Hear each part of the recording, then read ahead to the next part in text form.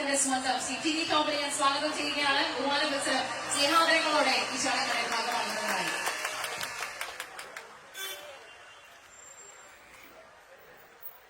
ഞാൻ പ്രസംഗിക്കാൻ വന്നപ്പോ വെയിലുമാറിയില്ല.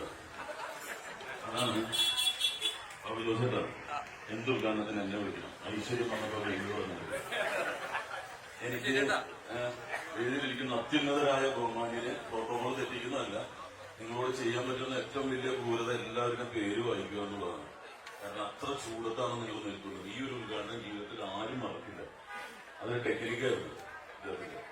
എന്തായാലും എന്റെ സഹപ്രവർത്തകനായിട്ടിരിക്കുന്ന ശിവജി ഗുരുവാർ, അതുപോലെ തന്നെ അച്ഛന്മാരുണ്ട്.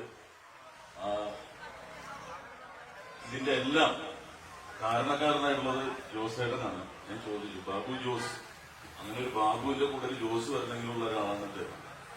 എത്ര മക്കളാണ്? രണ്ടുപേരും.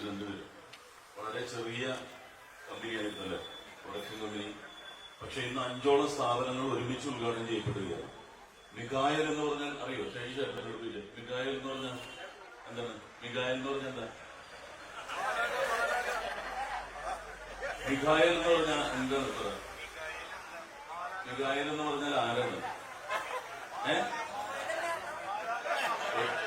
ദുബായിലാണ്. ബ്രാൻഡിന്റെ എന്തെങ്കിലും പേര് വെച്ചെങ്കിൽ ഞാൻ ദിവസവും പ്രവർത്തിക്കുന്ന 3 മാലാഖമാരിലൊന്നാണ് മികായൽ, മൈക്കിൾ, ഗബ്രിയേൽ, റാഫേൽ. എൻജിനീയറിംഗ് മനസ്സിൽ കുറിച്ചിട്ടിരിക്കുകയാണ്. അത് കാവൽ മാലാഖയാണ്. കാവൽ മാലാഖയെ പ്രതികരിച്ച് ഇവിടെ 4 അച്ഛന്മാരെടുത്തിരിക്കുന്നു. 4 മാലാഖമാര് അല്ലെ? അപ്പൊ എപ്പോഴും ആ സംരക്ഷകനാണ് ഇതിനെ സംരക്ഷിച്ചുകൊണ്ടിരിക്കുന്നത്. ഏകദേശം 30ഓളം ബ്രാഞ്ചുകളായി. ഇനിയിപ്പോ കേരളത്തിൽ 100 അല്ലേ?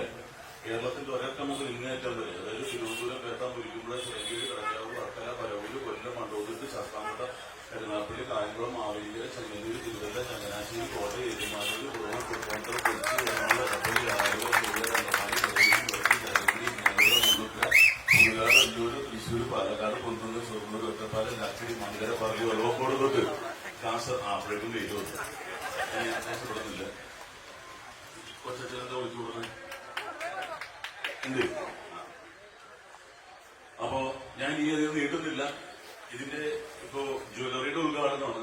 ഞാൻ ഇന്നൊരു സാമ്പത്തിക ഉപദേശകനോട് ചോദിച്ചപ്പോ ഏറ്റവും നല്ലൊരു ഇൻവെസ്റ്റ്മെന്റ് എന്ന് പറയുന്നത് ഗോൾഡ് ആണെന്ന് പറയുന്നത്.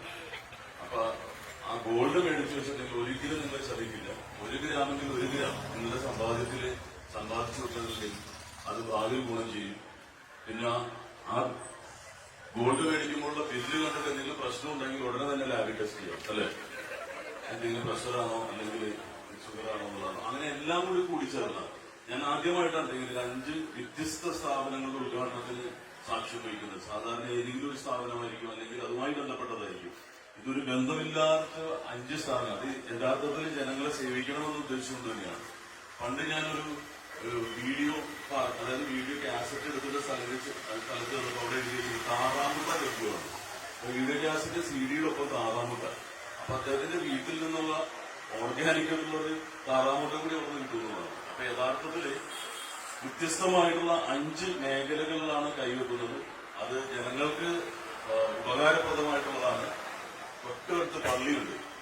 എല്ലാം കൊണ്ട് ഐശ്വര്യമുള്ള സ്ഥലത്ത് ഈ ഒരു സ്ഥാപനം തുടങ്ങുന്നതിന് എല്ലാവിധ അനുഗ്രഹങ്ങളും ഉണ്ടാവട്ടെ എന്ന് പ്രാർത്ഥിച്ചുകൊണ്ട് ഈ ജ്വല്ലറിയുടെ ഉദ്ഘാടന കർമ്മം ഔദ്യോഗികമായിട്ട് ഉദ്ഘാടനം ചെയ്തിട്ട് പ്രഖ്യാപിക്കുന്നത് ഞാൻ എനിക്ക് ബുദ്ധിമുട്ടിക്കുന്നില്ല. കാരണം അത്രയും ചൂടത്താണ്. ബാബു ജോസേട്ടൻ അത് തന്നെ വേണം. അദ്ദേഹം വെയിലത്തിരിക്കുന്നത് ജീവിതത്തിൽ കഷ്ടപ്പെട്ടാണോ വന്നത്? അല്ലായിരിക്കും. അതുകൊണ്ടായിരിക്കും. വെയിലൊന്നും വിഷയമല്ല. അല്ല, നിങ്ങൾക്ക് വിചാരിക്കും ഞങ്ങൾ സിനിമാക്കാരൊക്കെ വെയിൽ കണ്ടാ പേടിക്കുള്ളൂ. AC കാറിൽ വന്നിറങ്ങി പിന്നെ ഞങ്ങൾ പാടത്തോട്ടാണ് ഇറങ്ങുന്നത്. അപ്പൊ ഞങ്ങളുടെ പണിയും വെയിൽ തന്നെയാണ്. കാരണം ആക്ഷൻ എന്ന് പറഞ്ഞാൽ അവിടെ അങ്ങനെയായിരിക്കും. എന്തായാലും ഈ അടുത്ത് ഇപ്പൊ ചെയ്യാൻ പാടില്ല എന്നൊരു പ്രശ്നമില്ല. എന്തായാലും ഈ അടുത്ത് ഹിറ്റായിട്ട് നിൽക്കുന്ന എമ്പുരാൻ കണ്ടാ നിങ്ങൾ? അതില് ചിരിപ്പിച്ചിട്ടുള്ള ഒരാളാണ് ഇവിടെ ഇരിക്കുന്നത്. ഓരോ ദിവസവും ഓരോ പീസ് കട്ടായിക്കൊണ്ടിരിക്കുകയാണ്. അപ്പൊ പെട്ടെന്ന് പോയി കാണുക, അല്ലെങ്കിൽ അദ്ദേഹത്തിന്റെ തോന്നണം.